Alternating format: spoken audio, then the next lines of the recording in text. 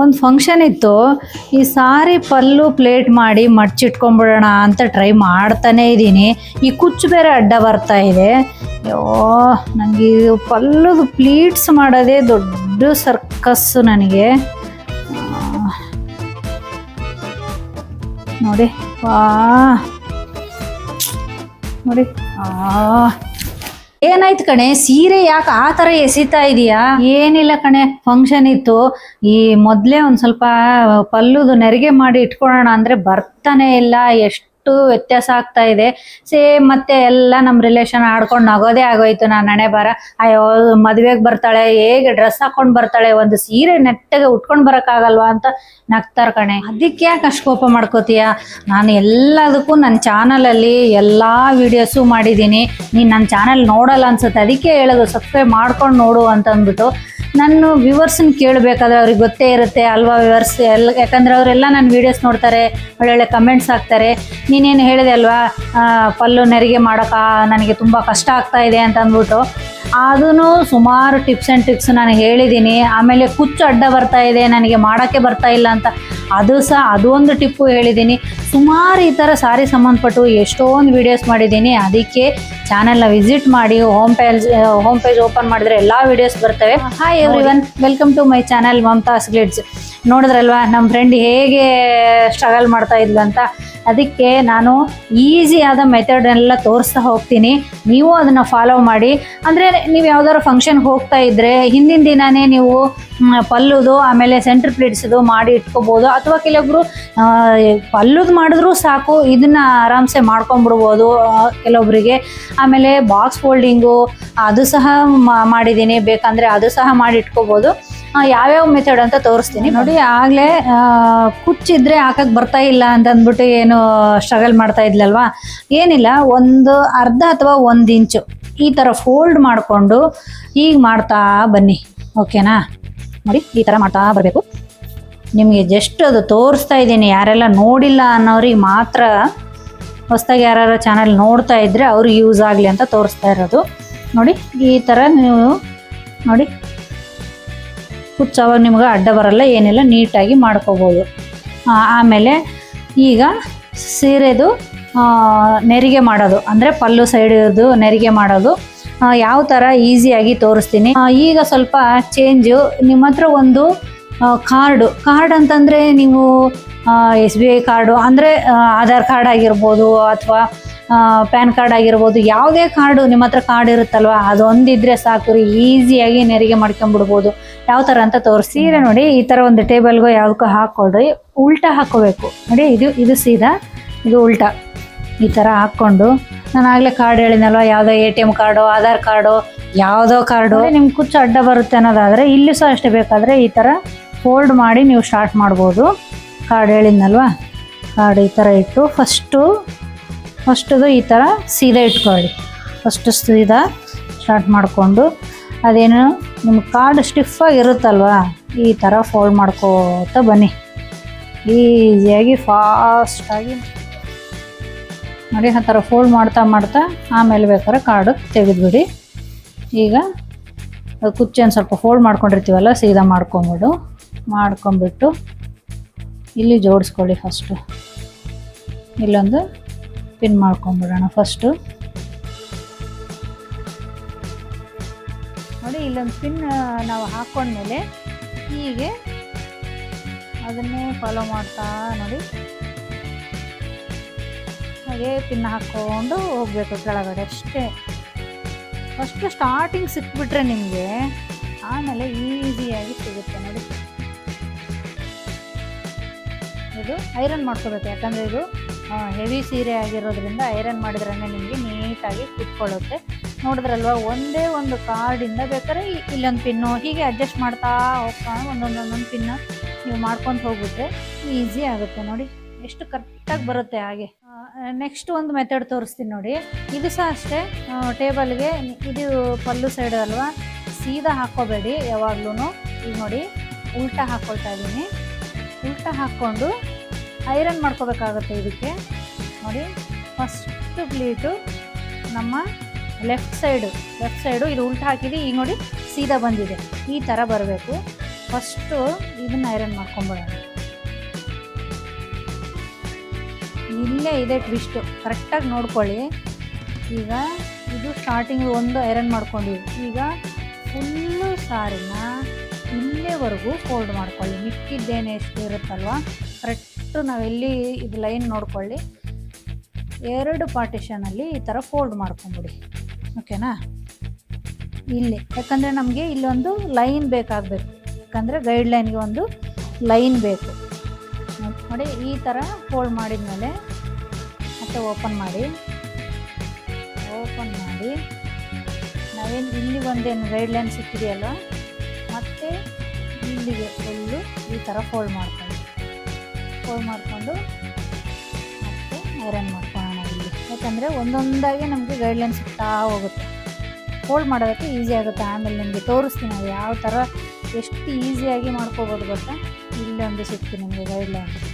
ಈಗ ಮತ್ತೆ ಇಷ್ಟಕ್ಕೆ ಮತ್ತೆ ಐರನ್ ಮಾಡ್ಕೋಬೇಕು ನೋಡಿ. ಈಗ ಇಲ್ಲೊಂದು ಮತ್ತೆ ಗೈಡ್ಲೈನ್ ಸಿಕ್ಕಿದೆ, ಮತ್ತೆ ಒಂದು ಇಲ್ಲಿಗೆ ಫೋಲ್ಡ್ ಮಾಡ್ಕೋಬೇಕು.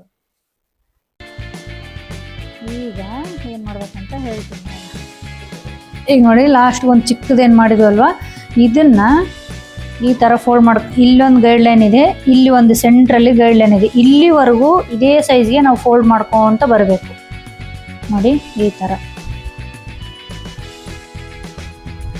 ಐರನ್ ಮಾಡಬೇಕು. ಯಾಕಂದರೆ ನಾನು ಯಾಕೆ ಹೆವಿ ಸಾರಿನೇ ತೋರಿಸ್ತಾ ಇದ್ದೀನಿ ಅಂತಂದರೆ, ಫಂಕ್ಷನ್ಸ್ಗೆಲ್ಲ ನಾವು ಇದನ್ನೇ ನಾವು ಉಟ್ಕೊಳ್ಳೋದು ಜಾಸ್ತಿ ಅಲ್ವಾ, ಈಸಿ ಆಗಲಿ ನಿಮಗೆ ಅಂತ. ನಾನು ಸಾಫ್ಟ್ ಇರೋ ಸೀರೆ ಆದರೆ ನಿಮಗೆ ಐರನ್ ಮಾಡೋದು ಸಹ ಬೇಕಾಗಲ್ಲ.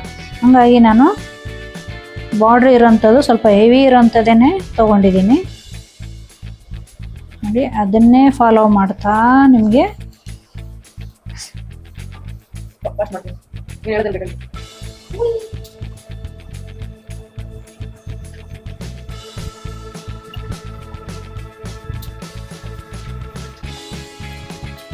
ಈ ಥರ ಎಲ್ಲಿವರೆಗೂ ಅಂದರೆ ನಾವು ಸೆಂಟ್ರಿಗೆ ಒಂದೇನು ಗೈಡ್ಲೈನ್ ಇತ್ತಲ್ವ ಅಲ್ಲಿವರೆಗೂ ನೀವು ಈ ಥರ ಫೋಲ್ಡ್ ಮಾಡ್ಕೊತ ಬನ್ನಿ. ಓಕೆನಾ? ಇಷ್ಟು ಫೋಲ್ಡ್ ಆದಮೇಲೆ ಈ ಕಡೆ ನಾವು ಮುಂಚೆ ಒಂದೇ ಒಂದು ಫೋಲ್ಡ್ ಮಾಡಿಟ್ಟಿರ್ತೀವಲ್ವ, ಅದನ್ನು ಈಗ ತೊಗೊಂಡು ಇಲ್ಲಿವರೆಗೆ ಹಾಕೋದು ಬೇಡ. ಇದನ್ನು ಇಲ್ಲಿಗೇನು ಫೋಲ್ಡ್ ಮಾಡಿ ಇಲ್ಲೇ ಇಟ್ಕೊಂಡಿದ್ದೀವಲ್ವ, ಈ ಕಡೆ ಐರನ್ ಮಾಡ್ಕೋಬೇಕು ನಾವು ಸ್ವಲ್ಪ ಟೈಟಾಗಿ. ಯಾಕಂದರೆ ನಮಗೆ ಆ ಲೈನ್ ಬೇಕಾಗುತ್ತೆ. ಇದನ್ನು ಓಪನ್ ಮಾಡಿ ನೋಡಿ, ಇಲ್ಲೊಂದು ಗೈಡ್ಲೈನ್ ಸಿಕ್ತು ನಮಗೆ. ಈಗ ನೆಕ್ಸ್ಟು ಇಲ್ಲೇನು ಫೋಲ್ಡ್ ಮಾಡಿರ್ತೀವಲ್ವ, ಈ ಒಂದು ಗೈಡ್ಲೈನ್ ಏನು ಸಿಕ್ತಲ್ವ ಅಲ್ಲಿ ಒಂದು ಫೋಲ್ಡ್ ಮಾಡ್ಕೋಬೇಕು ಮತ್ತೆ ಈ ಥರ ಇಷ್ಟು. ಓಕೆನಾ? ಇಲ್ಲಿ ಫಸ್ಟು ಒಂದು ಮಡ್ಚಿದ್ವಿ, ಇದರಲ್ಲಿ ಇಷ್ಟು ಚಿಕ್ಕ ಫೋಲ್ಡ್ ಮಾಡ್ಕೋಬೇಕು. ಈ ಥರ ಫೋಲ್ಡ್ ಮಾಡ್ಕೊಂಡು ಸೇಮ್ ಆ ಕಡೆ ಹೇಗೆ ಮಾಡ್ಕೊತ ಬಂದವು ಅದೇ ಥರ ಹೀಗೆ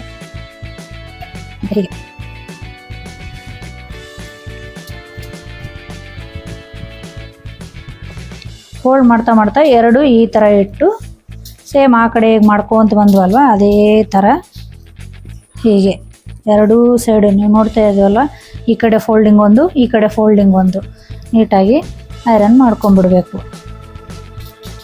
ನೋಡಿ. ಈ ಥರ ಇಷ್ಟು ಆ ಕಡೆ ಒಂದಿಷ್ಟು ಈ ಕಡೆ ಒಂದಿಷ್ಟು ಫೋಲ್ಡ್ ಮಾಡಿ, ಈಗ ನೋಡಿ ನಾವೇನು ಈ ಸೀರೆನ ಉಲ್ಟಾ ಏನು ಮಡಿಸ್ಬಿಟ್ಟು ಫೋಲ್ಡ್ ಮಾಡಿದ್ವಲ್ವ, ಇವಾಗ ಸೀದಾ ಇಟ್ಕೋಬೇಕು ನೋಡಿ.